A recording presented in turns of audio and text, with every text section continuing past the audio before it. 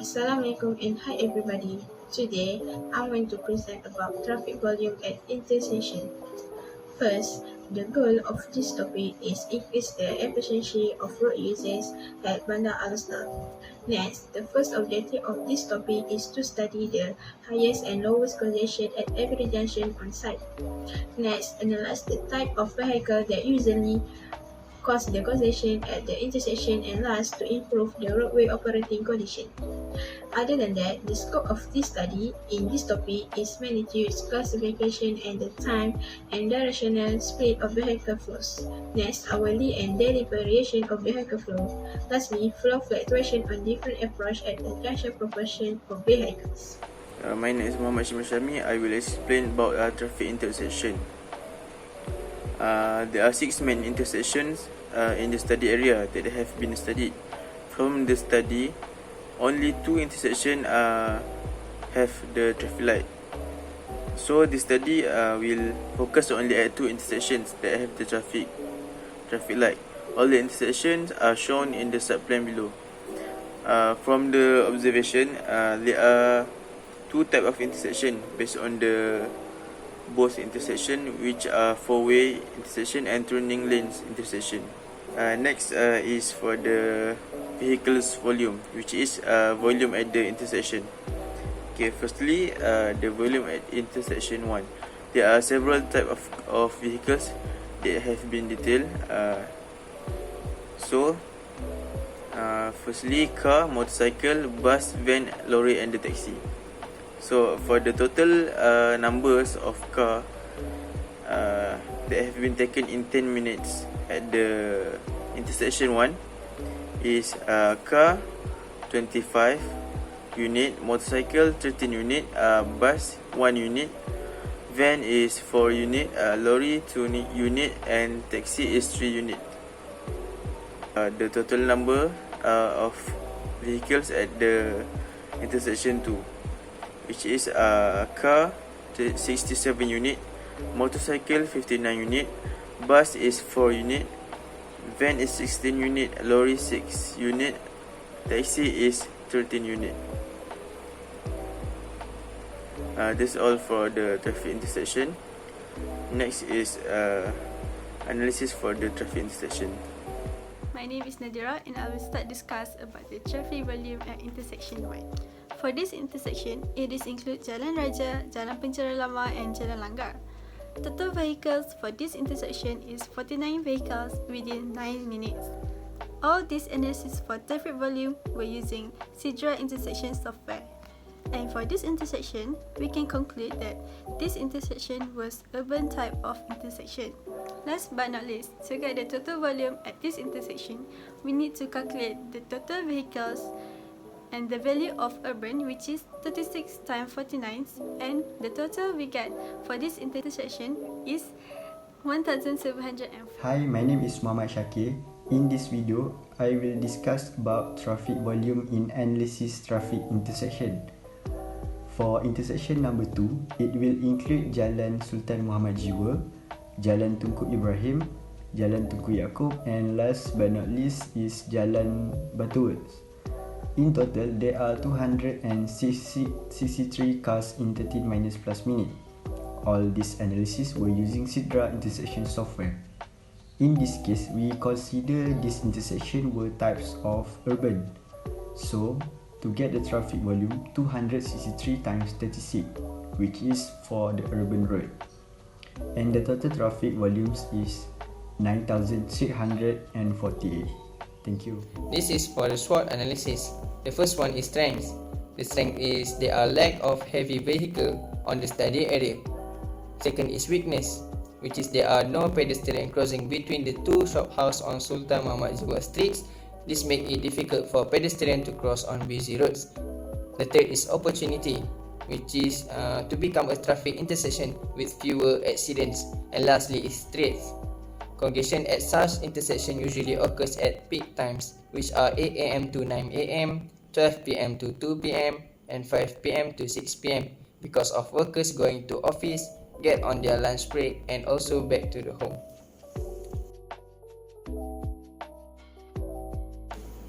This is the finding chapter.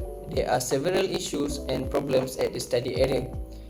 For the intersection 1, there is an issue on Jalan Raja that there is no arrow symbol on the road. This can lead to drivers going the wrong way and causing traffic congestion.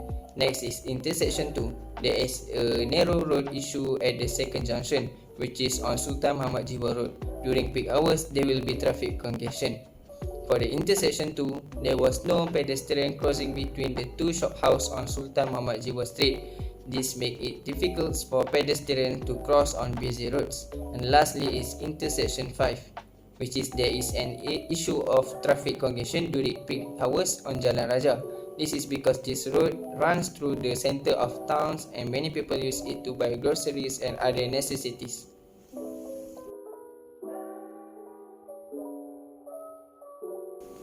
This is the recommendation chapter. The first one is intersection design. Intersection design are divided by 3, which is the first one is separation of conflict point, the second one is separation of movements, and the last is creation of protected areas. Separation of conflict points is by adequately channeling movement. Points of conflict at an intersection can be separated, thereby obviating the need of drivers to pay attention to several different vehicles at once. In intersection regulated by traffic signal, it may be appropriate to concentrate some points of conflict, since separation in time can replace separation in space. Second one is separation of movement. When there is a significant volume of traffic on one road of an intersection, separated thoroughfares should be devoted to each direction of travel whenever possible, complemented by acceleration for deceleration lanes if necessary. The island placed between the roadways for this purpose are also necessary for the places of signals. And the last is creation of protected areas. Island give pedestrians and vehicle protected areas where they can wait to cross. In addition, if a pedestrian or vehicle need to cross several lanes, this can be done one section at a time without having to wait for traffic to be stopped at all of them. A typical example is left turn lane in median strips.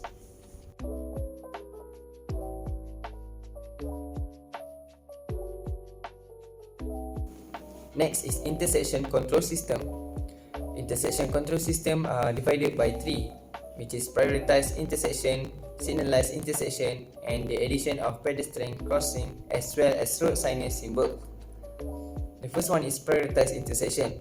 This intersection regulates the right of way with yield or stop sign. The yield sign tells driver who encounter it that the vehicles on the other road have priority. They do not need to stop if the flow of traffic on the main road allows enough room for them to cross or turn onto the road safely. This sign should be installed in all cases in which visibility is not restricted according to the criteria listed below. The stop sign is intended to instruct drivers to bring their vehicle to a complete stop and to resume motion only when they can do so without causing an accident. It should be placed on the line where the vehicle must stop in such a way that the driver can see the main road well enough to pull out safely. Second one is signalized intersection.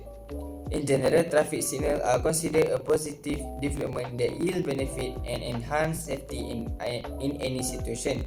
This belief is not always corroborated. However, to provide real benefit to the population, a number of conditions must be present so that the benefit of a traffic signal are actually greater than the cost. And lastly, the addition of pedestrian crossing as well as road signage symbols.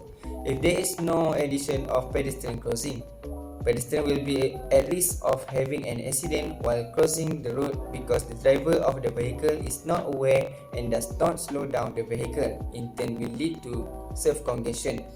It is important especially between the two shop houses on Sultan Muhammad Jiwa Street. Then, for the road signage symbol, it is very important to avoid confusion of road users when reaching the intersection, especially on Jalan Raja, that there is no arrow symbol on the road. This can lead to drivers going the wrong way and causing traffic congestion. Assalamualaikum. I want to present the conclusion of traffic volume. The conclusion is to do experiment to determine the vehicle composition in the traffic flow stream, to observe the traffic flow trend and movement pattern, and to estimate hourly volume and average daily traffic. From the 60-minute duration experiment, it can be concluded that the volume of vehicle was quite high at the unsignalized for junction. This is because the time during the experiment was conducted was at 12:30 p.m. until 1:30 p.m., which people usually have lunch hour during this period. However, there are non-heavy lorries and only 5 buses in the junction that can be detected during the experiment, since the location of the experiment is near the residential area. Based on the data that been analyzed, it shows the majority of the road user travel using private cars instead of motorcycle, lorries or vans. There are few factors that contribute of the reason why they choose such type of vehicle, such as the weighted during the day, the purpose of the travel, and the distance of the travel. During a rain day, people tend to choose to travel using car to avoid from getting wet. Next, the purpose of travel is also one of the factors. For instance, people will choose to use motorcycle if the purpose is only the by means. Lastly, the travel distance is one if the influence of the experiment is because most of the road users prefer to use car to travel in a long distance journey to avoid fatigue. As a conclusion, the objective of the laboratory to determine the vehicle composition in the traffic flow stream, to observe the traffic flow trend and movement pattern, and to estimate hourly volume and average daily traffic has been achieved. Thank you.